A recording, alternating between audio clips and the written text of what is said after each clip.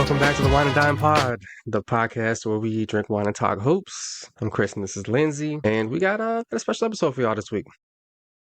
Yeah, we wanted to talk about greatness because, well, first of all, we're back after a little technological mishap that put us on a bit of a I didn't hiatus. have So we, internet. yeah, yeah, it turns out super difficult to record a podcast remotely when one of the parties doesn't have internet.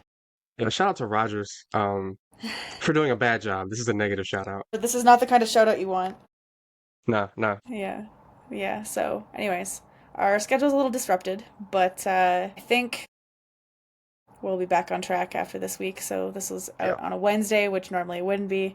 Our next episode will be out normally on a Tuesday. We'll get our shit together here. I'm connected to the World Wide Web again, so we are back at it. I think we'll probably go back. We'll continue with the biweekly um, releases. So we'll probably be back in April after this, but that's okay. Keep following us on social media for more shenanigans. Or yeah. We did But in mention the it's a special meantime, episode. We should talk about why yeah, yeah. and the wine we picked out to match it as well. A lot has happened since the last time we actually did record, including the official retirement of Diana Taurasi, which was like the inspiration for this episode, and the wine we chose, which is appropriately called G.O.A.T.s Do Roam by Fairview from South Africa. So the wine name is actually a play on Côte de Rhône because it's a Rhone Valley blend. They actually got I didn't even sued. catch it. It went right over my head. Yeah, so they actually got sued by the French at one point, for what I was reading, because the name is very similar, and they're using the GSM blend, which is Grenache, Syrah, and Mourvedre, sorry, but they actually use Shiraz because the style of so Shiraz and Syrah, the same just style of winemaking. They use Shiraz just because in South Africa, so it's too hot for the Syrah style. But yeah, they actually did get sued, which was kind of funny. There was some legal action about their wine, but yeah, it's G.O.A.T.s Do Roam, which is a play on Côte de Rhône. But it's South African. It's nice and I don't know, young, fresh, and fruity. But it's appropriately named because the goat has retired. And whether or The not you really want to official, unofficial WNBA logo and her bun are now tightly wound in retirement. Tough times, tough times. it is tough. It's tough out there. We wanted to talk about her, and obviously, but then just it kind of led. We were talking about something else too, kind of offline. Led to this other conversation about how we just don't really appreciate greatness in real time. I don't think anymore. I think you could argue that how much people truly appreciated greatness even back in the day was maybe differing, but there's been a couple think pieces come out from Michael Thompson in The Athletic. Tom Ziller for Good Morning It's Basketball has talked about it a little bit as well. And I've seen some other pieces come out about how, when Michael Jordan played and had certain games, like you talked about, like the double nickel game, for instance, like people talked about it for weeks after it happened. It was all anyone talked about. And then you have now, Nikola Jokic setting an all-time, had two triple-doubles in one game, essentially. And we forgot about it by the next day. So, and, LeBron is crushing it at 40. He obviously looks slower than prime Braun, but, I mean, he's still better than most Still of the cooking. players on the court, Still right? cooking. And we don't talk about that. So we decided that it was time to talk about the goats, but we'll obviously start with the goat, Diana. She officially retired. So as a resident Mercury fan, how are you feeling? Vibe check. How are we doing? We'll come back to the wine in a Last minute. season, We need to talk about this. last season they did the whole "if this is the last time" thing. That sort of like tease retirement, where they knew she didn't want to do the official victory lap and do like the Kobe thing and get flowers at every stadium for the entire year. She wanted it to be kind of low key, so they kind of did like we're gonna do this just in case you do retire because we know that you don't want to. You might spring it on us by surprise, and we didn't get to give the flowers and all that. Yeah. So they did that, and it kind of felt like it was gonna happen, especially when Griner signed with Atlanta, and they made some trades to sort of restructure the team around like defensive versatility and all that. And it kind of felt like, okay, maybe this is the sign of Stannis last year. And eventually she did sort of quietly put it out there in the off season that she's retiring. And it's just going to be weird to watch Mercury basketball without her because, like, as somebody who became a fan in the 2000s, I've never seen Mercury basketball without Diana Taurasi, to be Yeah. completely honest. Same. Like, I Same. mean, the team's been around since the inception of the league, but like, I wasn't, like, I'll admit I was late to the party. It was in 2009, that first Mercury Championship season, that I started watching the WNBA in the first place. And it was in large part because I saw Diana Taurasi highlights and she was cooking people and talking shit and looking cool. And that's what kind of put us on the league from the beginning. Yeah, it's weird. She's been with the Mercury for at least 90% of their existence. Yeah. And it just feels weird. I've never known the WNBA at all without her. And what's ironic about the retooling around Satu and AT and Kalia is that DT would actually be a great guard to pair with those wings. Yeah, her shooting next to AT and Like them would at be this really this day nice. and age of Diana, even like not even prime Diana, because like the role she had last season where she played more off ball and really just leveraged her like skills as a shooter, because she doesn't have the same burst and things like that anymore, worked really well. And she would be the perfect guard to put around those three wings, because at the end of the day, like you said, that defensive versatility would help protect her on defense as well. It's just funny that, yeah, it's actually ironic that she would be the perfect guard to put next to Project the Project power forward. yeah, as the What if we made the Raptors. whole layer playing out of power forwards? I Yeah, love it. that's I what love it. the Matt Ishbia saw what the Raptors tried to do and was like, what if we do that but for the Mercury? It's just like as weird as it already was to know that Griner was departing, it's weirder not seeing Taurasi there. Like a big part of it was like, so she's a big part of the reason my entire family is Mercury fans, like straight up. Like we, growing up, I remember the WNBA is like a newish league, so it's been only in existence like not even as long as I've been alive, right? And it was one of those things where I would see the box scores in the paper, but games were never available. I didn't live in a local market or even in the United States for most of the early period of the WNBA. So I wasn't able to watch games, and it was never really on ESPN, other than like women's ball would only really get on there with like Tennessee Volunteers, a college basketball team, or UConn's women's college basketball team, right? Yeah. That's really the only time I ever saw highlights. And so like I knew some of the players in the WNBA. I knew like Lisa Leslie, I knew Cheryl Swoops and all these guys, right? But as far as like actually being able to watch games, it was just not a thing. And then I remember because at that time, the way people talked about women's basketball was unenlightened to say the best, right? It was very, Giving a lot of credit there. Yeah. yeah, it was a lot of like, if you love watching layups and fundamentals, like you never, like they talked about it like you would never see some cool shit, right? You know what I mean? Like it was gonna be some 1950s ass, like Hoosiers ass basketball where everyone is throwing crisp two-handed bounce passes and, you know what I mean? Basically doing three-man weave up and down the court. And to be And honest, there's then, actually nothing wrong with that either all the time. right, It's good sometimes that's good basketball. ball. Sometimes that's good ball, but people undersold, like people made it sound like it was just like they were playing like an instructional video and that you were never going to see no like dope shit on the court. And I remember seeing Taurasi highlights kind of during that '09 season where she's, three crossover, step back three in somebody's face, barking at them. And I was like, this is not what Who people told that? me this was. Yeah. You know what I mean? That's not what Yeah. people told me this was. And so we watched her in that finals run. We were staying in some hotel in the process of moving. And we were like, save that for the like memory bank, right? And then maybe 3, 4 years later, we lived in Phoenix. And so we started getting tickets, because it was very affordable. It was very easy to access. They played in the same place as the Suns, right downtown. A lot of times we would get tickets off of like Fry's, like the grocery store chain from like rewards Love points and fries. stuff. Right. So we would go to hella games, even like playoff games, like on the cheap. And we start going and we started like really becoming fans and like getting the merch and watching them on TV. And when we didn't have the tickets and stuff like that. And so like a lot of like me being a WNBA fan at all really comes down to I saw some Diana Taurasi highlights in high school, and I was like, "Hey, that's dope." I mean, my dad were like, "Hey, let's." I think the finals is on TV. Let's check that shit out. And that really snowballed, and I've been a fan since, for well Yeah. over a decade now. Yeah. It's funny because Diana wasn't the first WNBA player that really got me into it. It was definitely Lisa Leslie. Unfortunately, my first intro to the WNBA was the Sparks, which fine then, but boo now. My current fandom is like, ugh. But I mean, also relatable not being able to really watch the WNBA. I remember like for a Hmm. period, it was like you could watch it up here pretty not easily, but you could definitely like see it more. And then I remember it just completely like disappeared. So my fandom really kind of like stopped for a long time because it just was barely I didn't have TV for the longest time anyways when I was in college, and then I also because I started university in like 2011, and I just didn't have TV, so I didn't really watch a lot of basketball in general. And then by that point, the WNBA wasn't really accessible up here anyways either, so I already didn't have TV, and then it wasn't even on TV. So I shamefully didn't really get back into the WNBA until probably like 2017, 2018, truly, because that's when it started becoming more accessible up here. Diana obviously was a player that once I started watching and I got to see her, like gravitated towards, because to your point, she kind of brought that like feisty, I guess, because the way that women's sports are always advertised as it's like a friendship club, right? Like everyone's nice to each other and all this, the wholesome stories and all that kind of stuff. And that stuff is I fun, ain't but like that. yeah, and it was, and the W really tried to promote that kind of image, and I think that they relied really heavily on their early marketing, and still do to some extent, on like femininity and how women are not, not the same, right?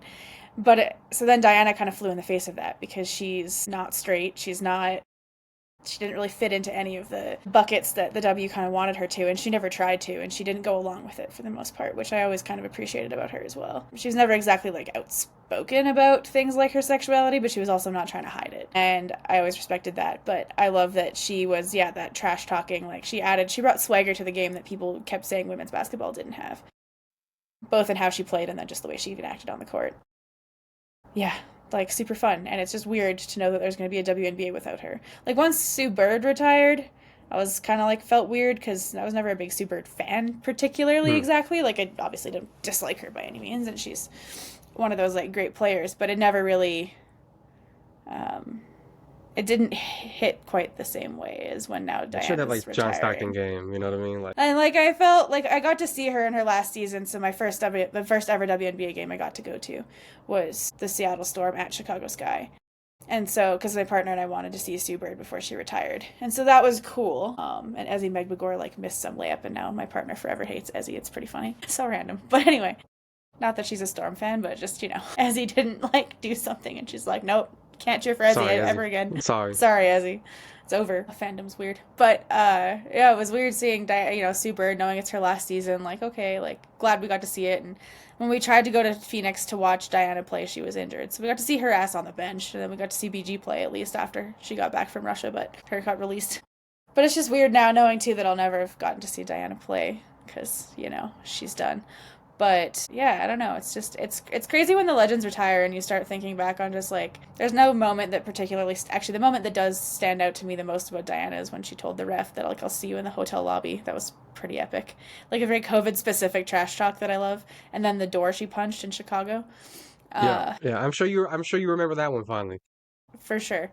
Fondly, exactly. But it is funny because I do think as much as like her swagger and stuff like that is like cool, it also did derail the Mercury in some ways. Like she has that Luka Doncic effect of like when he's in a sour mood, the whole team kind of like starts to fail.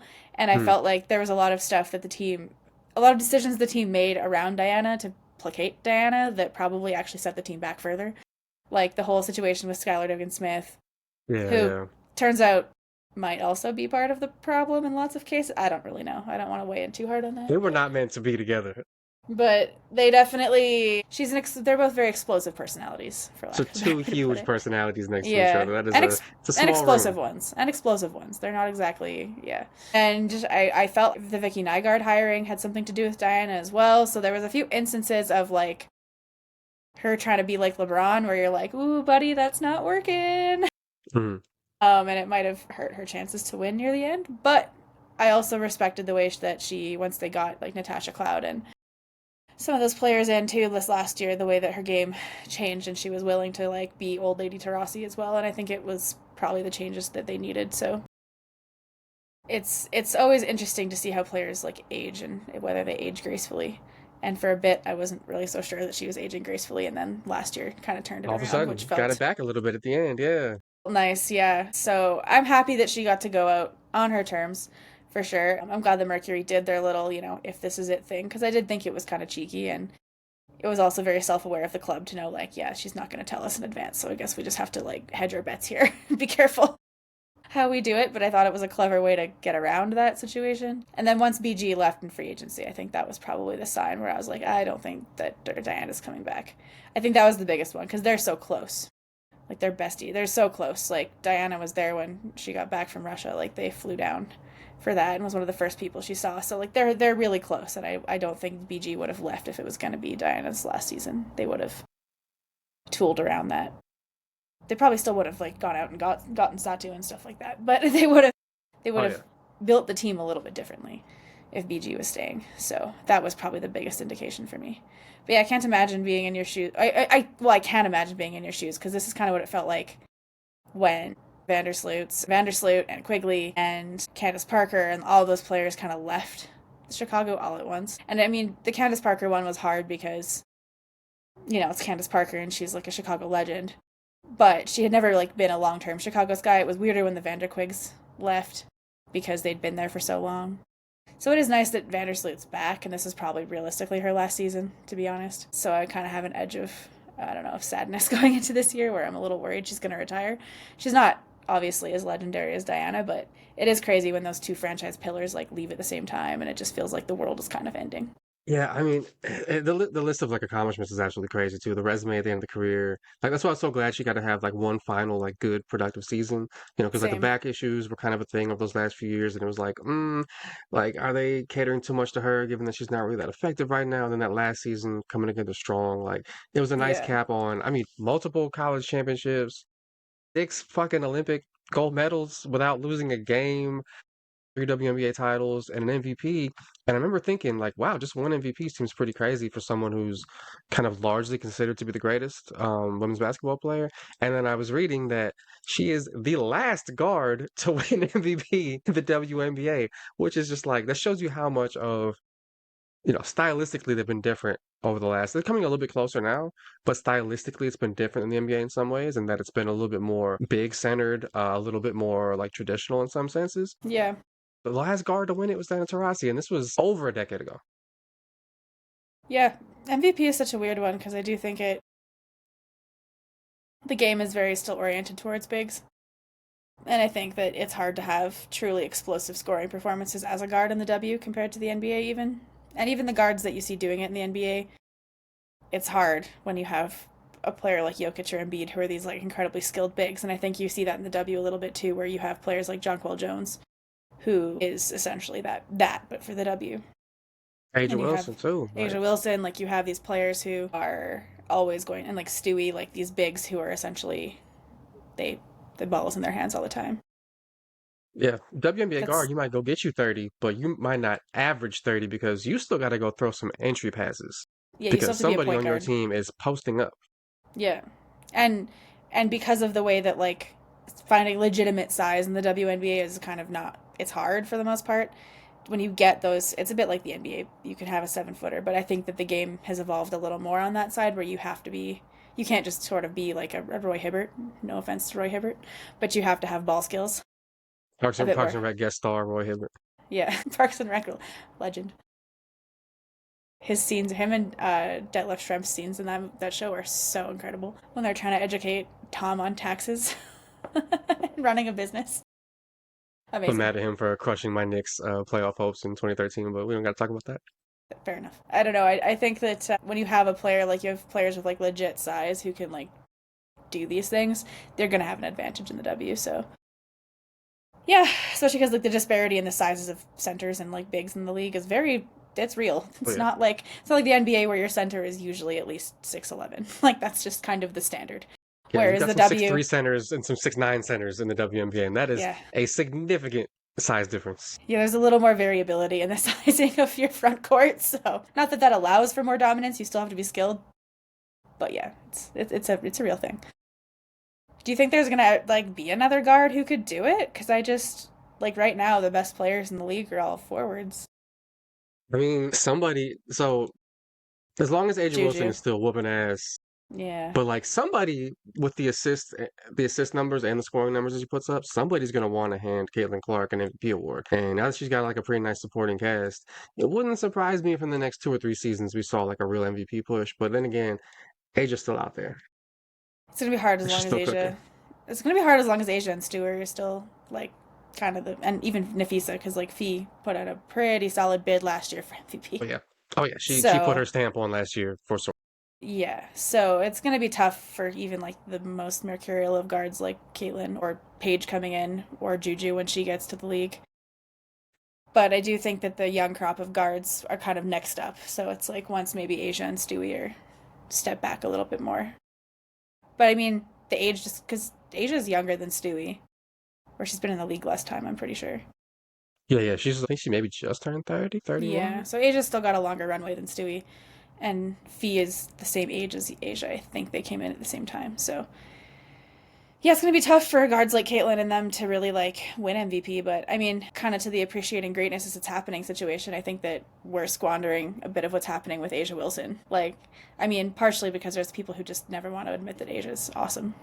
There is that whole thing. But I think that she's a player that we don't appreciate well enough, and some of that has to do with the fact she's got a star cast around her. But she is truly amazing to watch, and also just seems to be an amazing human being off the court too. But I Yeah, don't we got think to that start we. the all-timer conversation. Like, we can't wait until she's got Yeah, like 2 seasons left. We got to start that shit now because it. what she's doing is Yeah, outrageous. it's feeling a bit Jokic-esque in the sense that she's putting up these crazy performances, and we just find ways to be like, meh, meh, Yeah, averaging 27 a game in a league where 5 players averaged 20 or more points a game last season.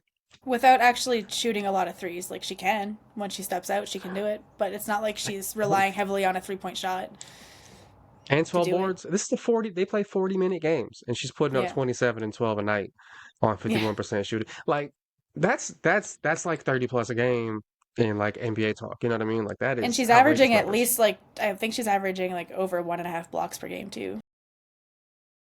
She's unstoppable. She's incredible. Like it's incredible. And basically my MVP ballot is always Asia at the top, and then everyone else, and then we'll see how the season goes. But she's like the safest preseason bet you could imagine, essentially for MVP, and she deserves it. Has a super cool shoot coming out soon, Yeah. Honestly, so MVP is her versus the field. Like it's not even. I wouldn't even put a number 2 down.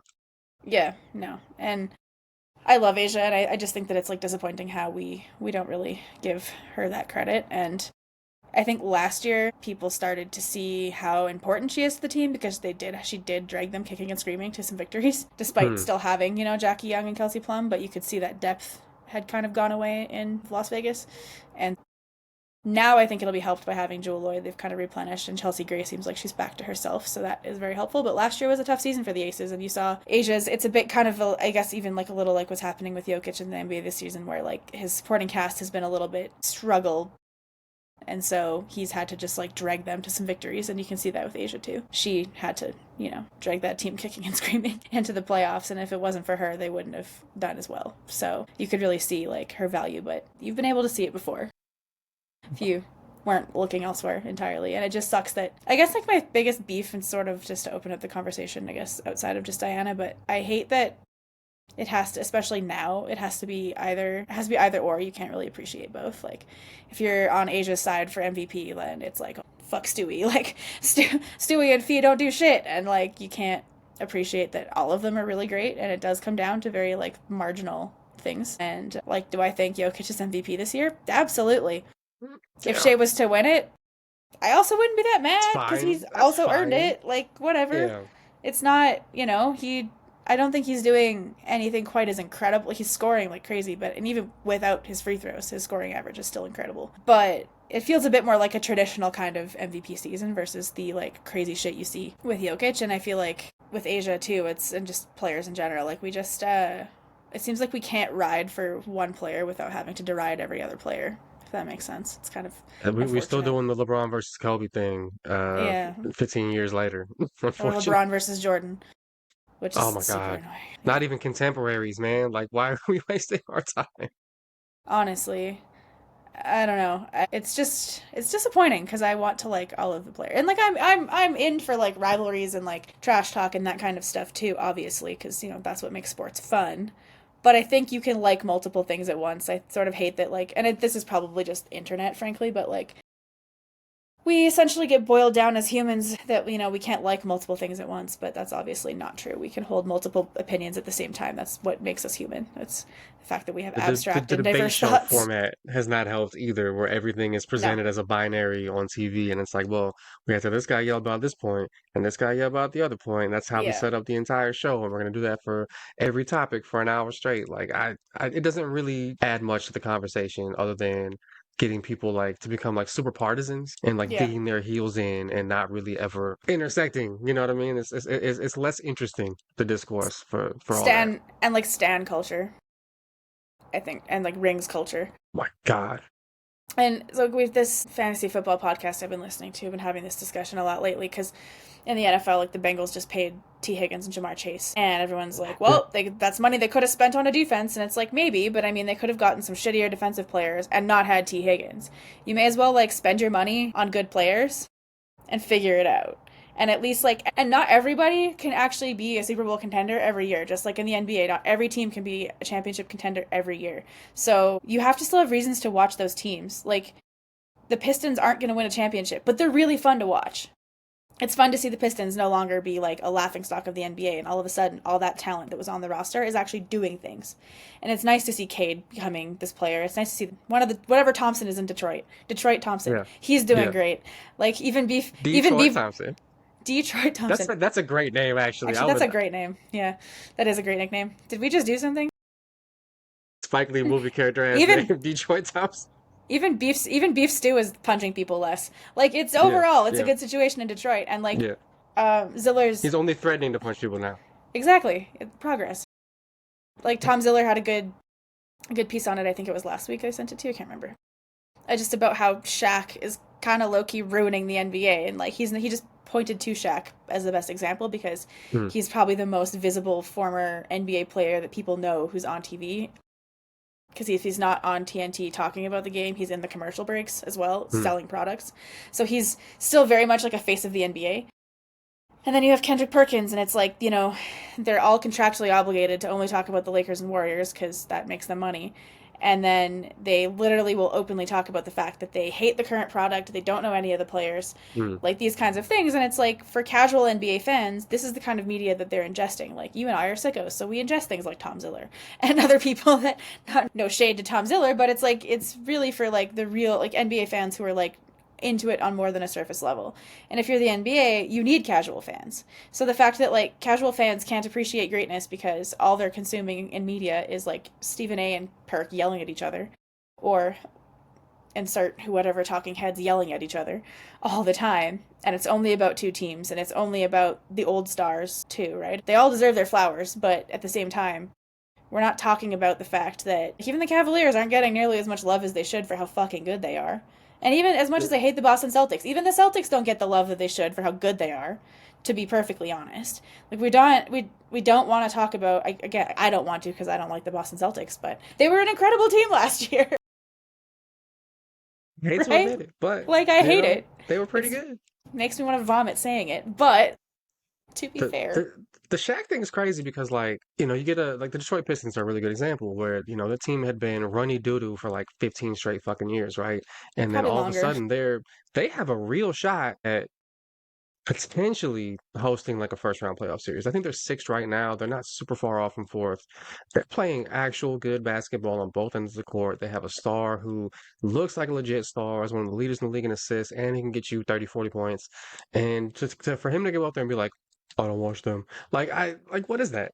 Like, not even like, okay, we're not saying they're championship contenders. Nobody thinks they're championship contenders, but it'd be like, I don't watch them. Like, it's a fun story. Like, it's a fun team. You know what I mean? That's the first step towards something else. And you're just going to act like, nah, it don't matter until they're playing in game 7 of the finals. It's kind of like productive and ridiculous because that would mean that every year, 27 teams have no reason to show, or their fan bases have no reason to show up to the arena.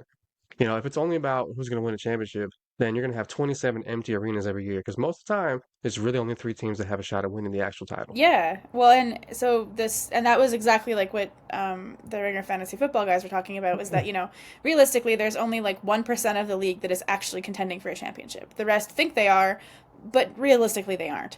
And everyone kind of knows that. And that's okay. Like, it's sometimes, like, we talk about the treadmill of mediocrity, and, you never want to be on that because it means you're not winning. But at the same time, like, you still have to sell tickets, and you still have to have an engaged fan base, because if you don't, they're not going to be there when you start winning, because they're going to have found other teams to cheer for. They're going to have found something else to cheer for. And I think There's that's, something else to do. yeah, and like the They'll go messaging. fucking hiking. You know what I mean? Yeah, right? I don't need to watch this team. If I'm told that I don't need to watch this team, then like why am I going to choose to watch them on a Tuesday night instead of like, I don't know, going for a walk if it's nice out or whatever, like doing something else, like watching something else, even watching a streaming service, like not even watching sports. So if this is the message you're sending And that's essentially what all of this is they're sending, because it's the casual fans who watch these types of shows. And like Adam Lefkoe did push back on Shaq during that podcast interview about Detroit, because Lefkoe's like, well, like, why? Like, they're really fun. They're one of the best stories in the NBA. And I really like Lefkoe. I really miss him on the NFL space, to be honest. But I like him because he is exactly to this point where he's like, there's things to watch and cheer for that aren't just contenders. Because if you're only Hmm. watching the contenders, you're only watching Cleveland, Oklahoma, and like Boston, and I don't know, fuck, like maybe the Nuggets, or like, but even then, like, it's hard in the West. There's not, because then you have people who are like, oh shit, well, we can't have a Cleveland Oklahoma City finals, like finals, that'll be disastrous for ratings. And it's like, no, it wouldn't be. They're good teams. People are going to watch regardless. It doesn't have to be the Warriors and Lakers all the time, but they're so like pilled into this like big, I don't know, the big market kind of thinking. And I get why fans of smaller market teams get pissed. Like, I get it. It's frustrating. It's really annoying when every freaking talk show is trying to make the Lakers the foil to the Oklahoma City Thunder when they're not even in the same league. Let's be honest. Like, they're not. They're good, but they're not. One of the things that was kind of like a palate cleanser for this was a little bit ago, the Memphis Grizzlies retired the number of Tony Allen, put Tony his jersey Allen. up in the rafters.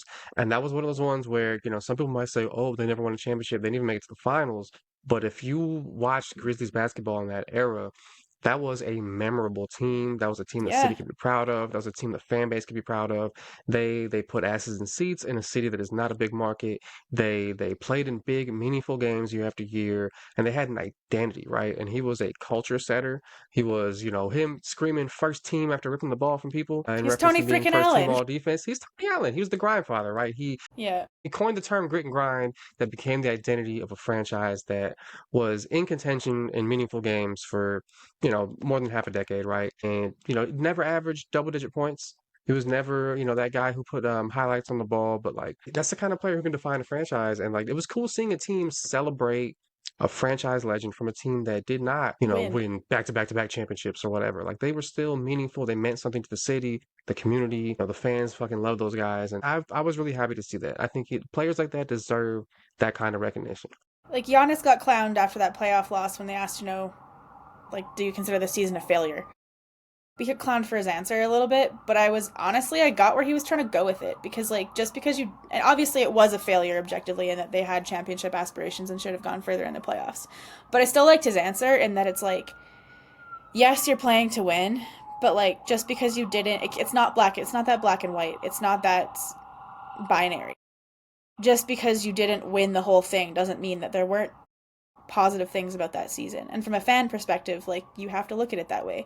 Because why else would I be watching the Toronto Raptors right now? There's not really a good reason other than I love my team and I'm still gonna suffer through it, but like, we have at least won a championship. But like, they've also seen them mend bridges with Vince Carter, because he's another one of those players who, like, they never won big with Vince Carter on the team, but he is the reason that the Raptors have any kind of culture. They have any kind of like place in the culture of Canada either, right? They could have just been like the Grizzlies, where it never really got anywhere. And yeah, it was really cool seeing Tony Allen's jersey retired, and teams like the Grizzlies. And I think people who are fans of teams who've won multiple rings are all like, well, that's just like loser behavior, blah, blah, blah. Because Mm. this happens all the time in the NHL, for instance. Like, I'm a Canucks fan, and like, we've never won a championship, but we still have retired jerseys. Because at the end of the day, like, we still have franchise heroes. Like, just because Yeah. they never won a championship doesn't mean there's not heroes to the franchise. The Canucks wouldn't be the same if they'd never had the Sedin twins. Doesn't matter that they never won a championship. We still wouldn't have been like that.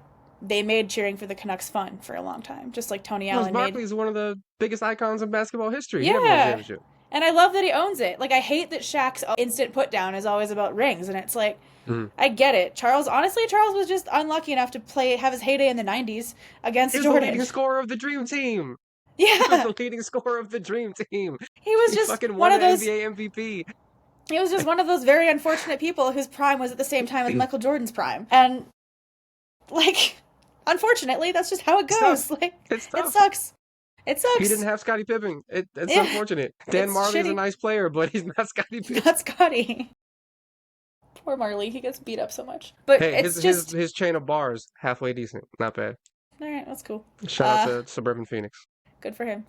But I don't know. It's frustrating. Well, and it's frustrating constantly hearing from these people who are like, your heroes, who are just like, oh well, they're not gonna win, so fuck them. And it's like, why? Like, just because they're not gonna, they're still playing for a reason. Like, everyone still has to have a reason to play, and maybe it's to develop your young players. And yeah, is it pretty all the time? No, but the fact that like I'm seeing a lot of fun stuff coming out of these rookies for the Raptors who like were second round or undrafted picks, like they look fun. Like seeing AJ Lawson go out there and hoop in front of his hometown crowd after toiling in the G League and everything, super fun.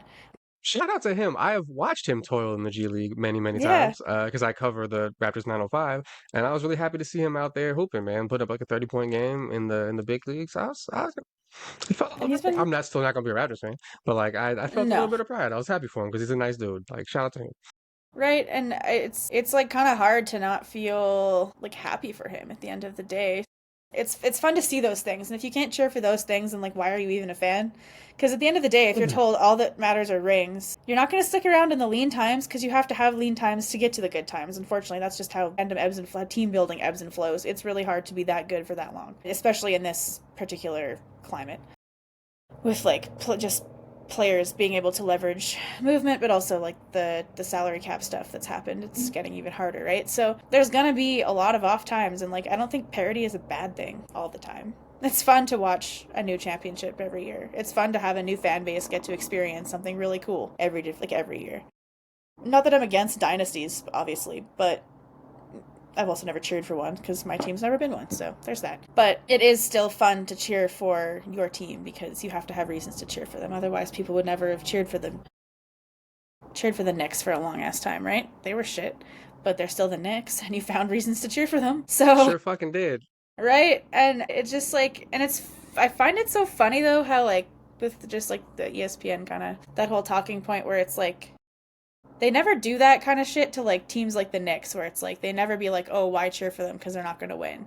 They never do that to those teams. It's always teams like the Grizzlies or always teams like the Pacers and these like smaller market teams that like frankly like Shaq and them just don't want to go to those cities. Like let's be honest. And I don't totally blame them all the time, but it's also like they are still NBA cities that deserve attention, and these teams do deserve attention. Unfortunately for you, like I don't know, it's I was just watching Court of Gold, and Tyrese Halliburton was trying to pitch Embiid on playing in Indiana. He's like, nah, never. I'd rather retire. And you say, come on, man, like at least come over. When you're in town. He's like, nah, I'm staying in the hotel. don't blame him.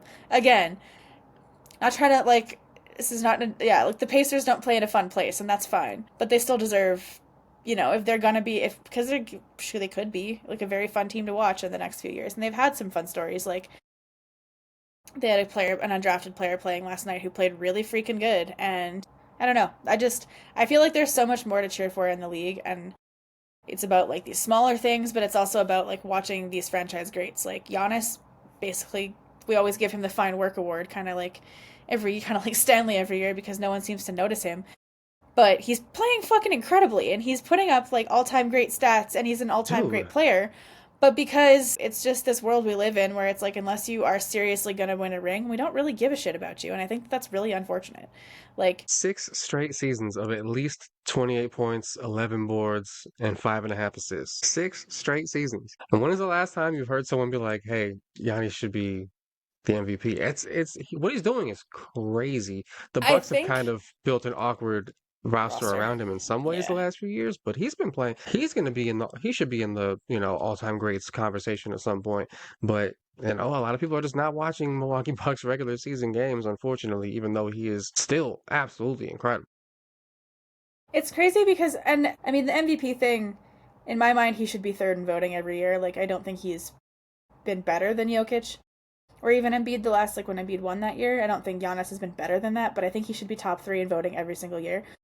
But what kind of annoys me, and I think this is just, like, the whole, like, importance we put on MVP, but it's like, this goes back to the Jokic thing, and I guess maybe I'm just, like, a butthurt Jokic fan. But if any other player had done this, I would probably feel the same way too. It's so annoying that like after Jokic put up that 31, 22, and 21 game, all we could talk about was like how this impacts the MVP race. We can't just like focus for a moment on how fucking cool it was that that man had two triple doubles. He had his first triple double with 2 minutes into the third quarter, and then scored a whole other triple double in the second half. He basically had a He was triple double busy. per half. It was a busy fucking game. And it felt really quiet because honestly, I watched that game and there was not a moment where I'm like, oh yeah, he has 31, 22, and 21. And then you see the stat sheet after and you're like, wait, what? It was very quiet. It was the quietest 30-20-20 game I've ever, well, it's the only one I've ever seen, but it was definitely quiet. And it's just like crazy that we can't like stop to talk about that for a minute. All we have to talk about is how it impacts the MVP race. And that's a bummer because I think, again, we can hold two thoughts in our heads at the same time. We can talk about how cool that performance was, and then also talk about the MVP race and whatever. But, like, we should maybe just take 5 seconds, stop, breathe, and be like, damn, that was really fucking crazy. He had 40, 13, and 9 last time he played, and I didn't even hear about it. I'm finding out about this right now. Yeah, and it's just like, I get that people are tired. And that's the other thing. I don't think that he should lose MVP just because people are tired of talking about him. We shouldn't be tired of talking about greatness, and this is what happened to LeBron. There's obviously a million MVPs he should have won too, but people got tired of talking about it because it's like, oh, LeBron did it again. He was amazing, and we're even taking it for granted now. Like the man's putting up crazy numbers as a 40-year-old who, has played the most minutes of anybody else in the NBA ever, and he's still out there playing better than like 80% of the league, and we're not really wanting to talk about his greatness that much. Even the people on TV who are like pumping up the Lakers as this crazy like this team aren't even really stopping to appreciate how fucking great LeBron has been, and it's just weird. It's weird behavior. It's like we can't give any player too much credit. And to me, a lot of it feels like it's a lot of former players who are like bitter at the amount of attention that the NBA gets now, and they kind of still want to make it about them. And it's like you can appreciate what's happening now while still having the glory that you did have. It feels like a very like glory days esque kind of shit. Yeah, I mean, 25, 8, and 8 is pretty, pretty fucking good for a guy who's like 40 years old, man. Like, this is better numbers than he put up like in some of his early career seasons. Yeah. Yeah. But I don't know, you know what I mean? Where it's just like it feels so weird that like we can't even just stop to like smell the flowers. We just have to talk about whether or not they're a title contender or whether or not that player is going to win MVP. It has to be like about the larger thing. It can't just be about that team or about that player for more than 5 minutes. And it feels very much like it's this former player media driven kind of idea. Because a lot of obviously former players are in media now and in pretty prominent places like Perk and Shaq, and it just feels very like old man yells at clouds kind of vibes in it. It's boring. And I think the NBA is going to be in a really, I think that's a big reason why popularity has fallen off in terms of like the TV ratings. Like social media's up, but everything's about social media clips. It's not about watching Yeah. the games. And I think it's because I am a true believer that it's not that the season is too long, which it is, but it's not entirely that. It's that we've been told over and over and over again by the people who are the loudest that this doesn't matter anymore. Yeah, it's like the opposite of the NFL, where like the NFL it feels like it feels like the ratings are fucking never ending and all encompassing and always climbing. And then like if you watch an NFL broadcast, man, like if Patrick Mahomes throws a 5 yard out to somebody who's not butt naked open, like Yeah. people will they will fawn. Like, and I know people get sick of that shit sometimes. They complain about like, oh man, they all they talk about is Mahomes this, Mahomes that. But I'm like, hey, they're letting you know that Appreciating, what you're seeing is not normal. yeah, you're They appreciating will tell greatness you. as it happens. Like, Yeah. or I think like Joe Burrow's season got lost a little bit in how bad the Bengals were, but people still talked about how fucking incredible he was playing. Like people still talked about that, and people have still appreciated when Josh Allen does like superhuman shit or when Lamar Yeah. Jackson does superhuman shit. Like we do take some of it for granted for sure, but there's a lot more discussion of greatness. Or like this year with Saquon, like when he reverse hurdled a human being. No We one saw can. that clip over and over, Yeah, all the way through the playoffs because y'all needed to see that shit. I don't like I said, Jokic put up 40, 13, and 8 the other day when I didn't even know about that shit. Didn't yeah. even know. And it's like as soon as someone starts doing something great at a level where it happens over like the NBA discourse is hilarious to me because it's like you do something great once and everyone's like, it was a one-off, can't do it again. They keep doing it and then we get bored talking about it.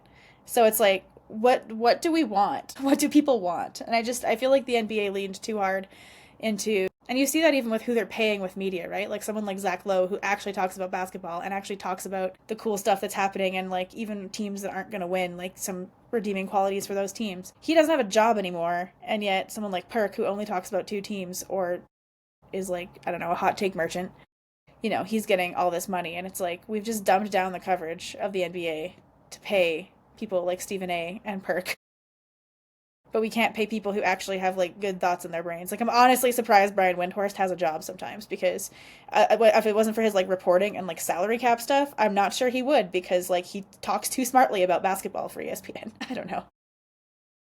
Tough media It's environment out there. It's a tough media environment, and it's weird because it feels like the Yeah, football discourse is getting smarter.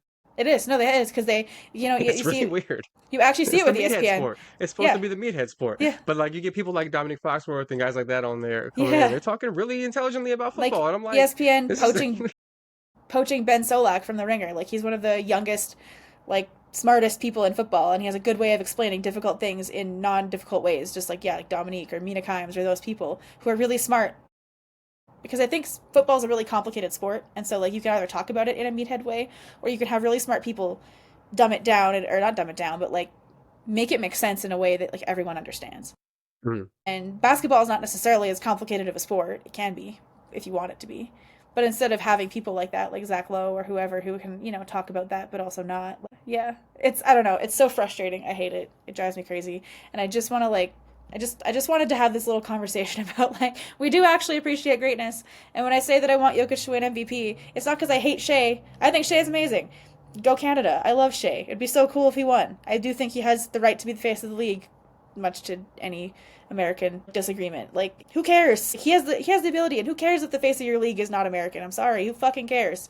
Don't you want more fans to watch? Like, is that not? It's like I feel like that people might be more bothered by the Oklahoma City thing than by like the Canadian thing or whatever. Because I mean, I don't remember pushback about Nash being Canadian when he was winning MVPs. I think it was more about like the not the rings, blah blah blah blah blah, and But stuff it's like that. weirdly come to that though, because I've seen. I think it was Shaq, maybe it was even Chuck, one of them, or maybe it was Perk, but it was one of the three. It was one of those like the main talking heads. Basically, was like Shea can't be the face of the league because he's Canadian. It had nothing to do with Oklahoma City.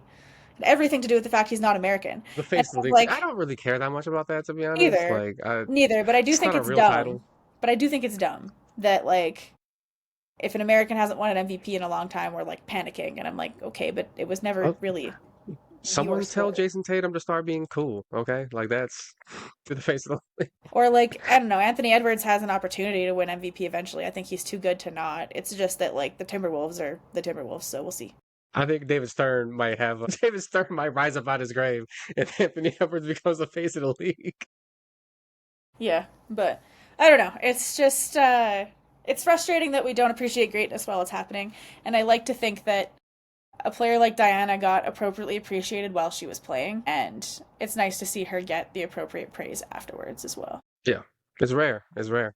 Saw Yeah, a bunch of former players sharing their best Diana stories. I thought it was yeah, hilarious. Somebody pointed this out on Twitter that like all the 30 plus vets had like horror stories and all like the 20 somethings had like like it's how like when your parents are mean but then when they're grandparents they're super nice. It's that yeah. same thing. It was absolutely like that. It's funny how that works. Like the younger players, yeah, they all got like Yeah. mentored by her in some way, and the other Yeah. players are like, "Oh yeah, she basically like sat on my shoe." It's like, Yeah, she just walked up and elbowed me in the chest for no reason. Like I yeah, don't understand. She said "fuck you," like I just met her. yeah. Amazing. Well, I guess Icon. any final thoughts on Diana or the goats who do roam our leagues that we don't appreciate? Give Giannis his flowers, man. Give Giannis his Yeah. flowers. Giannis deserves And it's more gonna than be just a time to give fine work Asia award. hers. It's gonna be time to give Asia hers, like now, like Is real soon. Asia low-key falling into that fine work award category where it's just like we just don't It's like care? expected. It's like Yeah, expected, you know. Yeah, she's gonna get you 30 and 10, yeah. whatever. I don't think she's quite at that level with Giannis, but because I think a big part of Giannis's issue is he plays for the Bucks and like again it's just that small market thing. And that situation doesn't totally exist in the W because there aren't as many teams. And Yeah, so small franchises do have passionate fan bases. Like yeah. Connecticut does have a very passionate fan base despite being a weird ass team in Connecticut. But And not even in Hartford, just in like yeah, out there. a random place. An I undisclosed took back location in roads the Connecticut. whole way to get there. It was just there was like Yeah. no lights on some of the roads I took to and Yeah. from the It's Connecticut Sun game. it's like a nondescript place in Connecticut. Yeah, Undisclosed. It's but yeah, I don't know. I think that that doesn't quite exist in the W to the same extent as in the NBA, but that's a problem with Giannis is that he plays for the Bucks, I think. But I don't know. We take greatness for granted far too often, and it's upsetting. So yeah. I hopefully, think if you asked the average North American to visualize Milwaukee in their head, I don't think most of them could do it, myself included. I don't know that I could recognize Milwaukee's skyline if you showed a picture to me right now. I know it's close to a lake, and that's about all I got. I know it's not Otherwise, that it's far from mostly Chicago. That's all I got. otherwise it's mostly famous for a serial killer. which is not what Yeah. you want. Not really how you want to be recognized. Yeah. So on that note, Rough and tumble identity of Milwaukee, Wisconsin. I'm rebranding them. That's what we're doing. yeah, there we go. Yeah, definitely not just the place where Jeffrey Dahmer chopped people up. See, I didn't even know that. That's how little Yeah. I know about Milwaukee. Wow. All Okay. I know is the owner called it the most segregated city in America a few years back. So, Yeah. It in yeah. Chicago. Chicago actually still is shockingly segregated. Yeah. Very much so. But redlining and other things aside, we can discuss that another day. Should we get to our talk about the next, like the future greats that are coming up here with March Madness? Good segue. It is March Madness time. We are entering a bracket challenge. Let me do the share screen. Shout out to ESPN for making this relatively simple. Oh God, this is more complicated than I envisioned. All right, we're back. Hey. We're back. All right, so we're gonna go through the various regions real quick. Also, for the All right. record, this is for the women's side. We're not doing a men's bracket. Yeah, I haven't seen any non-K-State game this season, and I'm gonna be honest, I wish I hadn't seen any of those K-State games. So Fair we're enough. not I talking mean, about the men's at all. I care that Louisville is actually not asked for the first time in basically forever. Probably since Rick Pitino was the coach. But yeah, we're not gonna talk about that. It doesn't really matter. We're only talking about the women here. So we're gonna do this live. We're gonna pick our bracket. We're gonna submit this bracket into a couple different challenges. So maybe we'll win something, maybe we won't.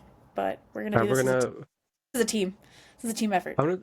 I'm gonna do a quick glance at the number one seeds in each region. Over here in Region One, we have UCLA. We also have USC. LA basketball is very much back. Very We back. also have South Carolina. Shout out to South Kakalaki. Seems to be walking to a one seed every year. And we've got Texas. Texas Yeah, as a Vic number Schaefer's done one. some good shit down there. Kind of crazy. So Region One, you know, I said it's pretty good chance. I think so too. And I'm gonna say that South Carolina's probably gonna beat Tennessee Tech. I Yeah, I'm think just it's gonna pencil that in. chalk for that. I'm gonna go one region at a time, but I'm just gonna go ahead and put South Carolina in. I feel pretty good about that team. Let me Confident. tell you, Yeah. they've got some talent. Now, We I missed a like game Ole up. Miss. We Oh, missed oops. Richmond. I don't Georgia know Tech's who. gonna be interesting. So I did a little bit of like looking at this stuff. I know Georgia Tech had like the better like net rating and stuff like that. But their seeds are pretty similar. Richmond's actually the Yeah, higher seed in this one. In women's basketball, I'm always kind of tempted to take the big conference school. But same. hey, Richmond led the nation in 2-point shooting and top 10 in 3-point percentage. They got a Which little seems something. important. Seems important. Uh, kind of want to They go. play in the A10, which is not an amazing conference. And where does Georgia Tech play again? They're in the ACC. ACC. Yeah. I want to say Georgia Tech played well in the ACC tournament, but I can't really remember. I'm Oh, tempted to take Georgia Tech. I think we I take hate Georgia not Tech. taking Richmond, but UCLA is gonna When it's a they're gonna toss crush up us like like this that, anyway. I think for me, picking like chalk in that, there's no chalk in that matchup. Like 8-9 is pretty much even, so I think I trust Georgia Tech a little better at the tournament. I like Ole Miss over Ball State personally, especially because Ole Miss is going to be. Coach Yo was pretty public about being disappointed that they're not hosting any of these early games, despite being one of the best teams in the NCAA last year. So I like Ole Miss over Ball State personally, and probably Baylor. Baylor against Grand Canyon, which I'm pretty sure is a for-profit university. That's a Grand Christian Canyon school. is Def's a like they snuck in. They're like a happy to be there kind of team. I think Baylor should probably take care of business. Yeah. Baylor no longer under the Kim Mulkey regime. Also, Yeah, a lot more likable immediately after that. yeah. Yeah. Shout out to Uh, Waco. It's in the middle of fucking nowhere. no reason to go there aside from Baylor. That's another place that's famous for something unfortunate. Famous for a Yeah, bombing, yeah, if I'm yeah. not mistaken. Yeah. Waco? No, it was where the Or an FBI. explosion. Yeah, it's from the cult. The oh god, what are they called? Anyways, Fertilizer gross. plant explosion in 2013. Check that Ah, out. yeah, yeah, yeah. But then also the FBI famously killed some people. Shout out to Waco. I Anywho, drove past it once. never been to Texas. Just know about those things. Yeah, Florida State over George Mason probably. Let's be real here. And as much as I Yeah, want to cheer for as much as I want to cheer for the Aztecs, Kim Mulkey's probably gonna send them back to California. yeah, Moki and her shiny suits are at least going a couple rounds into this tournament. Like let's be Yeah, honest with ourselves. let's be honest. And same with Michigan State and NC State. NC State's been real good this year, so I trust them over Yeah. Vermont. Vermont's getting smacked. I'm sorry to Bernie Sanders, but your team is not winning. Harvard is kind of an interesting case. I know they had a really nice season. I don't know that much about the Michigan State team, to be Neither to completely honest, and the seeds aren't same. that far apart. 24 and Yeah. 4 is a nice record even against weaker competition. The spread's not too huge, like the betting spread. Harmony Turner is actually a player to watch too, though. She's been freaking on fire this year, and she's been dragging the Crimson to. Yeah. I don't Let's say know. she gets hot for one game I and think they she beat could. Yeah, Michigan State. I think she could do that. All right. I think NC State beats Harvard though. Yeah, I would love to see them beat Harvard too. It pained me to even have Harvard to have an Ivy League school winning one round. So we gotta correct that. UCLA is probably taking Georgia. I feel like it's yeah. It's Ole Miss Yeah, Baylor that I really don't know because Ole I Miss kind of like Ole feels Miss. same. Honestly, Ole Miss does not feel like a 5 seed. They feel like Madison Scott has been incredible this year. Her stats don't look gaudy, but she's been really freaking good for that team. I honestly kind of want to go with Ole Miss here. Yeah, I'm gonna take them. I'm not that high on that Baylor team. I kind of like Ole Miss. The SEC is suddenly a really tough conference in basketball on both It kind sides of has now, been which for a is while though. It has been for a while now yeah. though, because like a couple years ago when Vic Schaefer was still at Mississippi State, like the Dogs were really good. They pushed South Carolina. Now he's at Texas. Texas is back to being good. Ole Miss, like Coach Yo has really turned that program around. Uh, they just like Shakira Austin a couple years ago, kind of really helped. Getting her in the transfer portal from Maryland was huge. Hmm. So Ole Miss has really turned it around, and I love Coach Yo. So honestly, at the end of the day, I'm kind of just rooting for her. I think Mulkey's LS, squad lives yeah, to see another day. I think the LSU fighting Mulkeys probably We're fighting Mulkeys, the mighty Mulkeys. the mighty Mulkeys. They live to see another day. Yeah, yeah, okay. Probably UCLA over Ole Miss, as much as that pains me. Yeah, they're probably turning back into a pumpkin here. The Cinderella run is I over, but a do Sweet 16 think appearance is real nice. I think Ole Miss just like they kind of are one of those teams where if their best player like Madison Scott isn't playing well, Hmm. they're kind of screwed. They just don't have quite the offense around them. They have a good defense, but they just don't quite have the offense to keep up. I don't think so. Yeah, I think UCLA probably wins that. This one's where it gets This is tough where it for gets me. fun. This is where it gets really fun. Two teams with very similar records, both in good conferences. Got Flo J. Johnson on one side. We got some really nice players on NC State over Sanaya Rivers is here. playing for NC State, and she's been freaking good this year. She's been real They good. smacked up Notre Dame. I mean, this is Yeah, a legit team. They did lose to LSU already, though. yeah, but that was back in November, True. and they definitely have been playing very well since then. So How you I feeling? don't Do you think know. NC State, the Wolfpack, As a can make a as a Elite Eight Louisville run? as a Louisville Cardinals fan, I don't want NC State to be that team, but I also don't like the Fighting Monkeys that much either. So here we are. Fuck it, let's do it. Fuck it. I'd rather cheer for the Wolfpack than Mega Mulkey. So, um, I think UCLA probably takes that though Yeah, between I those two. think they're Yeah. clearly the best team in that side of the bracket. All right, so we've Yeah. gone through one quadrant. Got UCLA in the Final Four. Shout out to them playing Tampa. Gross. Sorry, no disrespect to Tampa, Florida. Uh, Ugh. All a right. Well, little I too think late for that now. yeah. I think Speaking of USC LA schools, takes that for sorry to UNC sure. Greensboro. Yeah. Cal Mississippi Cal's kind State's of. tough. I actually Cal's. kind of like Mississippi State I in was an gonna say upset here. Cal's been spicy, but I kind of trust Mississippi State a little bit more, to be honest. Hail State. Yeah, I'm feeling Mississippi State. I feel like they played a little bit better competition. They've handled themselves pretty well in most Well, of those. Even the losses were close. they have to play in the SEC at the end of the day. Yeah. Obviously, we'll take K Get State. Fairfield the fuck out of my face. Please don't disrespect us like that. Get out of here. I kind of want We're to going on vomit, to but the we're taking on the Kentucky. next round. We'll probably take Yeah, Kentucky, which yeah, makes me want to vomit, but Kenny yeah. Brooks and Georgia Amore are probably not to be fucked with. So. Iowa Iowa got should take in. this. I would think so. I would hope so. But they've had a really rocky season. They've had a tough year.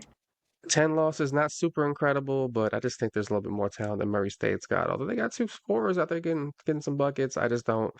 At I the end of can't the imagine day, them really. Level of competition just ain't the same. I think Hannah Stolke and her, I think the pedigree of Iowa at the end of the day, even though they don't have Caitlin Clark anymore, they still have a team that's been there before. Generally speaking, Hannah Stolke's kind of come into herself. So, and they play better competition, to be perfectly honest. Yeah, and you see, like when they played against real competition, like Bama beat the Yeah, absolute shit out of them. yeah, well, yeah, they're not great, but I mean, I still think they can beat Murray State. Oklahoma also probably will beat Gulf Coast. That feels. Yeah, I Um, would I would hope so.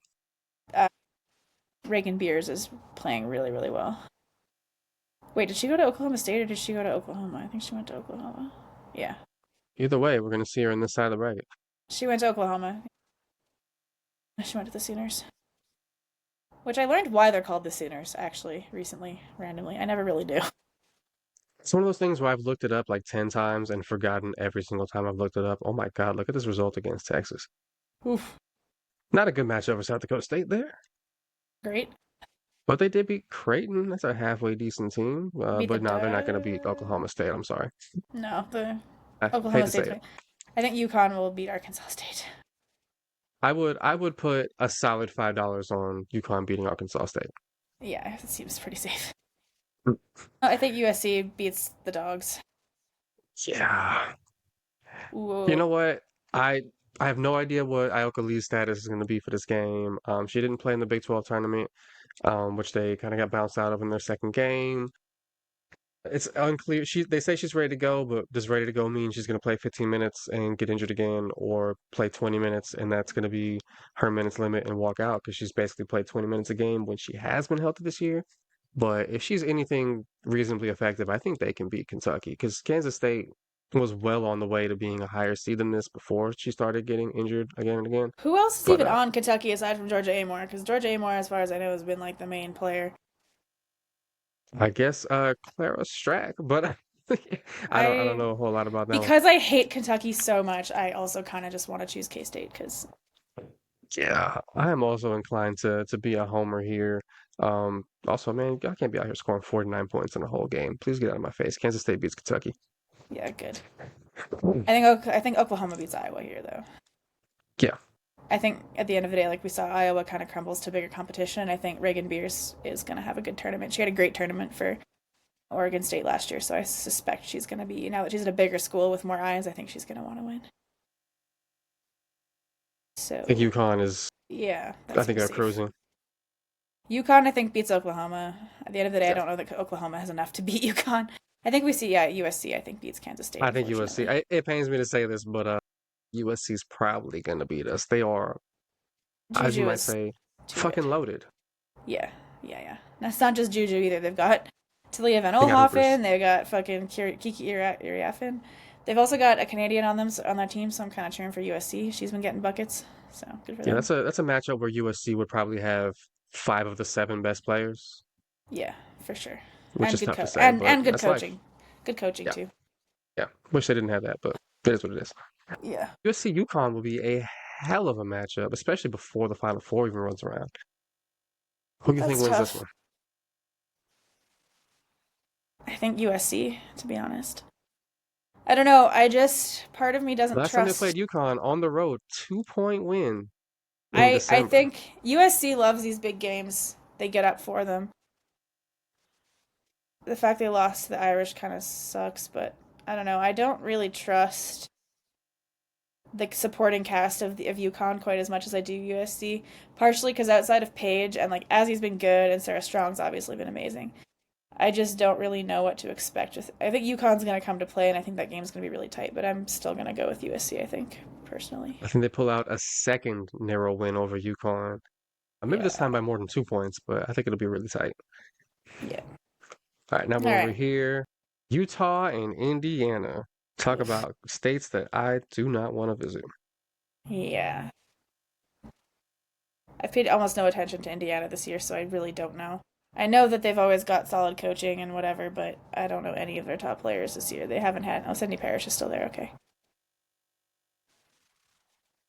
Fuck. All right, Utah. They beat Notre Dame.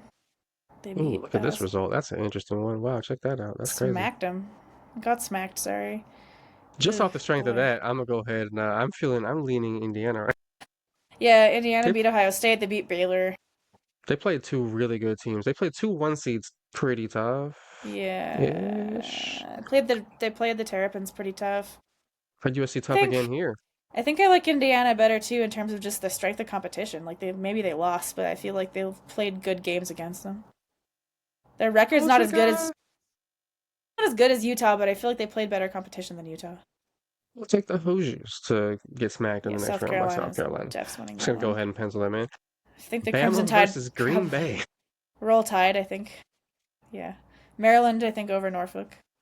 Yeah, I hate to say it because I know Norfolk State's actually had a really fun year, but Yeah. 30-4 record, not playing in the best conference. They got some hoopers, but they haven't Is faced a Norfolk lot of great is teams. Norfolk an HBCU? I can't remember. Yes, Norfolk State Yeah. is, yeah. But Yeah. yeah, they haven't really played like when they played North Carolina, they got smacked. They did beat Auburn and Mizzou, but those aren't really great basketball programs either. No, at So least yeah, not the sorry, ones. Maryland goes through. West Virginia should probably beat uh opponent yet to be determined. Yeah. That one's tough though. I feel like Colorado's got some dogs, but wait, is I that think that might be Columbia. oh Columbia in that case? No, definitely West Yeah. Virginia. Ivy League, not that Ivy League. I think the Tar Heels probably beat Oregon State. The Beavs haven't been. Shout out to Lowe. Sorry, Lowe. My friend who follows us but isn't a big Beavs fan. Don't think that's gonna go well. Vandy has been super surprising this year. Yeah. Uh, And they have one of the scoriest of scorers in the entire I country. really do. Yeah, Michaela Blake's has been on fire. I didn't even I mean, realize they had a they're second 20-point scorer I on the know, me team. neither. Like I they just got saw they that, are very and I was top heavy. like, Holy shit. shit.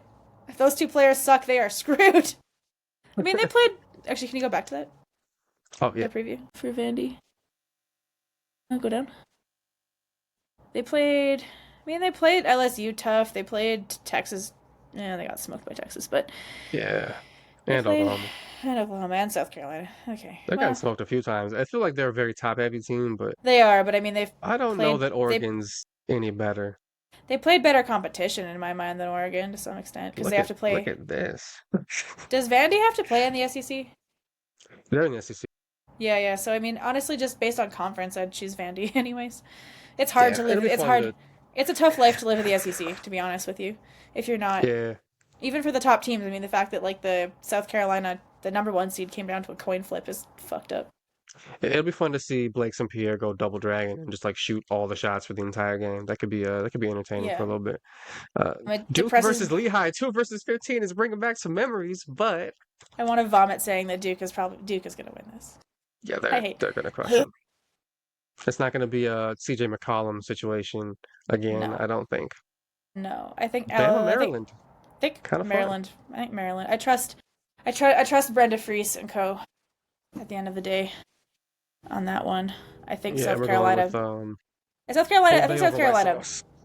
Yeah, I think South Carolina beats them, obviously, but I think that will be a tough game because, again, Brenda Freese is a good coach. They've got good players. Maryland's always a tough program.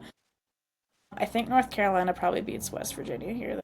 Yeah, I think North Carolina's legit. I think they, for a 3 seed even, I think they're a really good team. It is weird still that they don't have Deja Kelly anymore, but Actually, West Virginia does have a couple of hoopers though. Jordan Harrison was absolutely making me turn my hair out in their yeah, last game against Kansas State. I do have some faith in this West Virginia team, but North Carolina, I mean, I just feel like the talent level is they've a beat little they bit beat too NC high. State again playing in the ACC. I think they played better competition.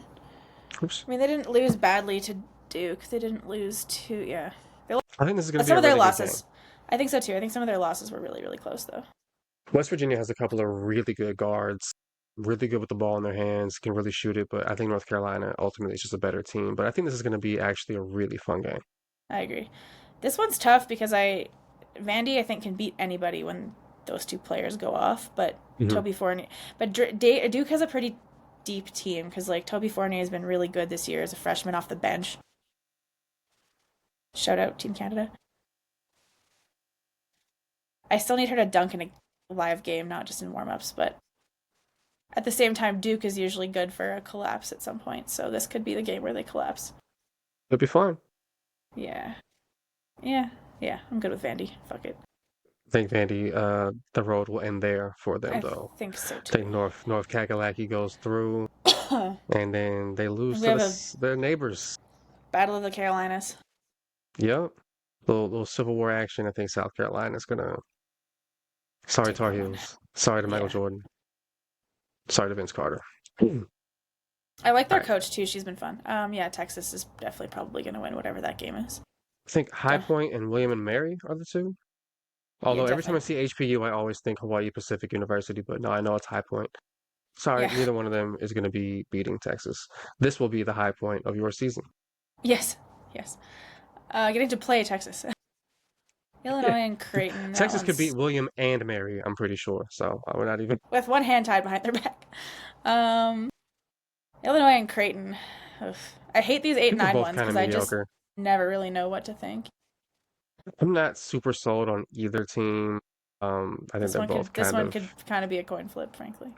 I don't think either one's going a whole lot farther than here, to be honest. I think I like Illinois in this one. I have kind of liked some of these nine seeds, but I'm just not that Yeah. impressed by Creighton. Yeah, I'm good with that. I did watch them play once this year, and I gotta say, yeah, was not a lot of shock and awe there. I was not super impressed. Fair enough. Tennessee, I think, beat South Florida. The Yeah, Volunteers are playing well. Ohio State also seems safe. I do they have. I'm impressed that they have enough hoopers in Montana to get to the NCAA tournament. Shout out to Montana Same.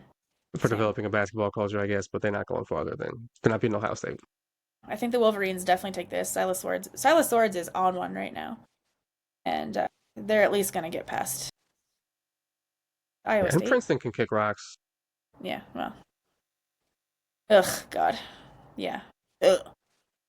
Stephen F. Austin is not beating Notre Dame, man. I would love to see it happen. Truly, truly, I Breaks my would, heart. but it will not. It will. I think we're heading for a Haley Van Lith revenge game against Louisville here, based on these two particular. Yep. I almost pictured Timothy Dickinson Although I'm not versus gonna you. lie, if there's gonna be an upset, it could be Nebraska over Louisville. It just depends if Sydney Curry's healthy, because if she's not healthy, we're kind of fucked. Or Jada Curry, sorry, not Sydney. How do you feel about the possibility of Louisville beating Texas Christian University? I Damn, mean, they went 31 and 3. I didn't even realize. yeah, Haley Van Lith has been on one this year. Is Sedona Prince playing, or is she still in jail?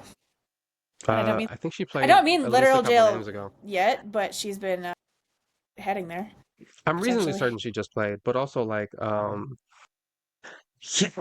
yeah, they feel beatable, They but do. also I think that TCU would beat Louisville, though, unfortunately.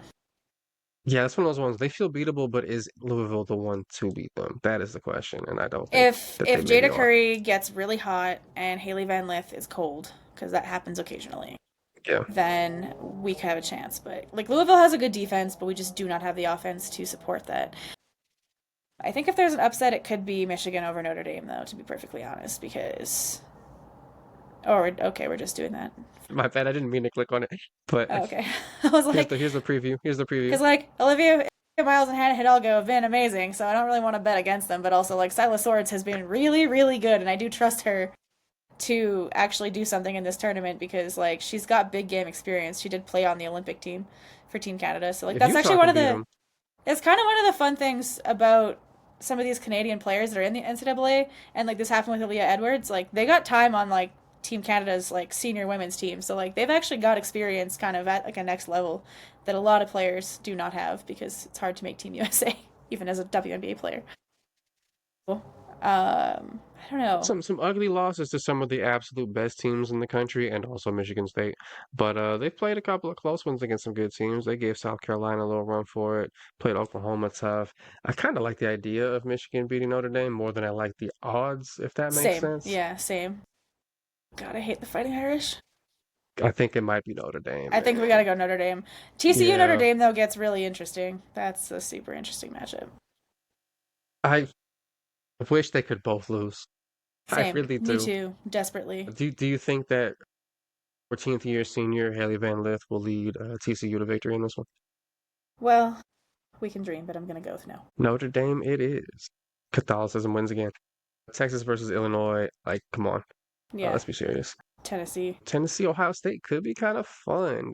Do you go with the old women's basketball giant Tennessee or the upstart Ohio State? Which feels weird to say because Ohio State is like an athletics giant, but I mean, Cody McMahon is really freaking good. let's look at Tennessee's resume a little bit here. Man, some really, my God, 1 point loss, 2 point loss, 4 point loss. These are some tough ones that could have swung them to a higher seed. They did beat UConn, Ole Miss, and Bama though, which is pretty impressive. Ohio State's best win is probably against Michigan State. Yeah. I think Tennessee has a good chance, to be honest. I think, at least based on competition, because they also play in the SEC, so life is Yeah, hard. let's run Tennessee in this one. I don't really see an amazing signature win there for Ohio State. I think I Tennessee think has some Texas better beats. quality wins. I think Tennessee though. Yeah, gonna be a lot of one seeds in this. Yeah. Well, the women's game is definitely usually more chalk.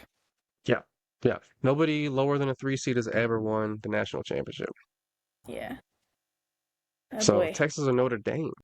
Just because I hate Notre Dame so much, I kind of want to go with Texas, but Same.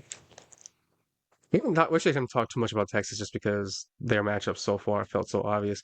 They beat LSU 2 times. They beat South split. Carolina once. They've beaten Tennessee before. Oh, they lost to They Notre lost Dame. to Notre Dame by 10 points, crucially, but it was almost 3 months Interesting. ago now. Yeah. It was on the road, but this will not be. We're at neutral sites at this point in the tournament, so Yeah. I still like Texas better, yeah. personally. I think. All All right, right. time for the final four. All one seeds. Let's go.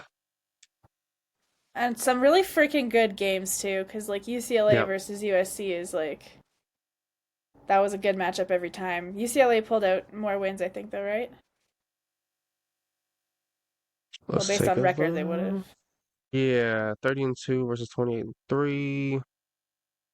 They've lost to So the USC Trojans twice and twice, beat and they them beat them once. once on the road, which is interesting. Interesting. Do you think USC has the advantage in this matchup? Like yes, but also I don't know what to. Huh. Some real nice Well, wins on this resume too. At UConn versus Michigan, at Maryland versus Ohio honestly, State, twice over ugh. UCLA. I think at the end of the day, USC has the best player on the court. Yeah, Juju is the truth. Yeah. South Carolina, I think South Carolina takes it, to be perfectly honest, as much as I think that Texas is amazing. I just trust Don Staley. I mean, again, Vic Schaefer, though, he has won national titles. It's not like he's a shit coach, but Texas has gotten them once at home, and they got smacked when they played in South Carolina. I think I'm going edge. Oh wait, we got the third result here on Texas's preview. So they've actually beaten. No, they lost to them twice yeah, by I think we go 17 and by 19. I gotta go with South Carolina under those in circumstances. in in Don Staley we trust. Yeah, if you've lost by almost 20, 2 out of the 3 games, and you like barely squeeze by at home, I gotta go with South Carolina because they're not playing in Texas. They're gonna be in wonderful Tampa Bay, Florida. I definitely think South Carolina has the advantage over USC. As much as I think Juju is the truth, I think that the pedigree of South Carolina will at the end of the day. I think USC still hasn't. I mean, did USC make the Final Four last year? I No. believe so. Did they? They made it really far. I don't remember if they made it to. Regardless, I feel like I trust South Carolina a little bit more. Although, I don't know, the talent at USC is better currently. But Chloe Kitts has also been fucking it. I don't know. I think I still think South Carolina personally. I don't want to bet against Dawn until, you know, until she actually loses to a team like USC. Trying to look up who was in the Final Four last year. Uh, this is harder to look up than Wikipedia is making this more difficult than I thought. Any final thoughts on the bracket? No, I mean, I think it's mostly chalk, which is a bit disappointing. I'd like to root for more upsets, but I also just don't think that that happens as much in the women's game. I'm really excited to see some of the players just individually in some of these games. I'm really excited to see Haley Van Lith. I hope Sedona Prince doesn't play. Just have no respect for her at all, frankly, or TCU as a result of keeping her around. But Yeah, they lost to UConn in the Elite Eight last year. okay, yeah, I knew they made it Let pretty me far, had to stop but screen sharing before I put in my personal info. yeah, I'm excited to see what Louisville will do. I'm excited they made it.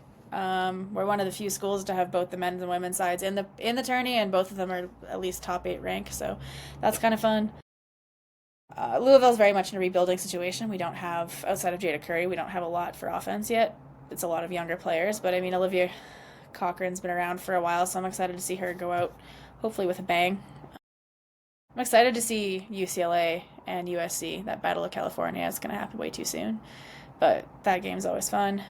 I love both coaches. I love both like all the players on each team. Like they're honestly just two programs that are fun to root for. I hope Notre Dame loses early. I hope Duke loses early, just cause. Yeah, that's really all I got If for Duke thoughts. could I'm lose on excited. the way to the stadium, I'd be fine with that too.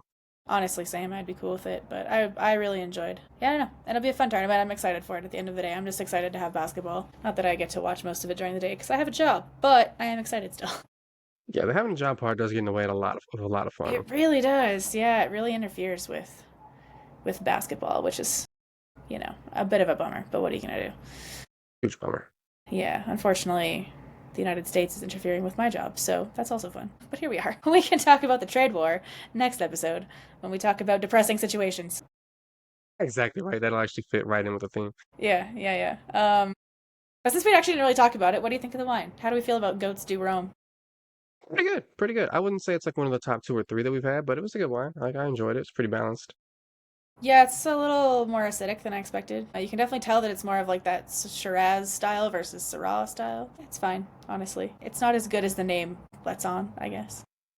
But based Yeah. on the price point, also can't go wrong. To be honest, for like a $15 wine, it's decent. It's not bad. I would prefer a real Cote de Rhone, though. To be honest, Rhone Valley stuff is still better. But they don't have any fun names like Goats Do Roam, so alas, here we are. It's worthy enough of the greats. It's not a great wine necessarily, but it's solid. It's good. I would drink it again.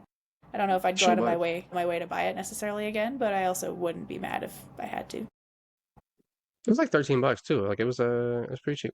It's super affordable. The thing with South African wine that's really confusing is there's a huge disparity in price point. There's really expensive stuff that's actually pretty good, but the cheap stuff definitely tastes pretty cheap. This one's actually nice because it doesn't. Um, so we've done two South African wines now. Both have been very different from each other. The grinder was certainly an experience. Just really coffee heavy. I remember that. Just a lot tasted like coffee. Yeah. But yeah, I don't know. It's decent. I'll take it. So I'm still not sure where I stand on South African wine in general. I've had some good stuff. I've had some really not good stuff. So seems like there's a lot in between. But we, for obvious reasons, will not be featuring any American wine for a long time. So You might not have access. we definitely don't have access because LCBO Yeah. definitely pulled it all. And some chains have now decided to pull it all in Alberta, but they can't order it. Even if you do have it on the shelf, it's all you have. You can't order more. So even Alberta banned the import of liquor, of American liquor, into the province. So if Damn. even Danielle Smith was willing to take a stand, then it's serious. That's when it's But really getting there. we can talk about it more. But I do think, unfortunately, this is actually not a very good situation for the California wine industry. It's not going to be good. So it's not good for anybody. But since we're talking about greatness, we're not going to talk about that right now. But yeah, I don't know. Overall, decent wine. Would drink again. Mostly just had a really fun name and fits what we're talking about. So yeah, any final thoughts for you on the wine or great players or our brackets? I guess, should we say we're actually submitting these brackets? What challenges we're submitting these for? But yeah, there's a no cap space, women's basketball, they're doing a bracket challenge, and then so is the gist. Yeah, so hopefully we can win some gift cards. That'd be pretty cool. Maybe we can actually go to an event in the same place at the same time and, That'd be dope. That'd be dope. do something not remotely. That'd be pretty sick one day. I might come out for a tempo game this summer, so maybe we can actually do a real live recording. Okay. That'd be. They're not going to play till the season after, but you can try. I guess it would be this season, yeah. But eventually might come out for a Tempo game. Unfortunately, my best friend is leaving Toronto for the summer, so it might not be this summer.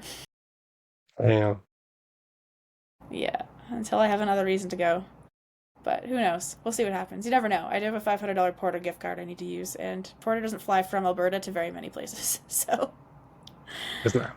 I'm a little bit limited currently. But what are you gonna do? Anyways, I guess with that, we'll see you in a week and a bit, and we're gonna turn from talking about greatness to whatever the opposite of greatness is. Yes, the opposite of greatness is the Washington Wizards. And they're not even the most depressing situation in the NBA. That's the Yeah, funniest part. it's not. That's the amazing part. Shout out to the Wizards for not so much digging themselves out of that, but other teams digging below them. Finding a way. Yeah, Truly impressive. Truly impressive to find a the way to be floor has worse been than lowered. Yeah, yeah, pretty much. So yeah, keep following us on social media at Wine and Dime Pod on Instagram, TikTok, Twitter, Threads. I don't know, whatever social media you use these days. It's confusing with the collapse of Twitter, like the American Empire. A lot of things have been thrown into flux. So find us out there. We'll have more weekend NBA wine pairings. Once W season kicks off, we'll have more the NBA weekend wine pairings. But for now, we stick to the NBA, kind of dredging up whatever we can find for games. Sometimes the slates are not ideal, so you get like the Schadenfreude Bowl or just the toilet bowl. Whatever. We're always going to put a good wine with it, though, because you deserve to drink tasty things while you watch shitty basketball. Makes it a lot more tolerable for sure. Definitely. So until next time, I guess. Later.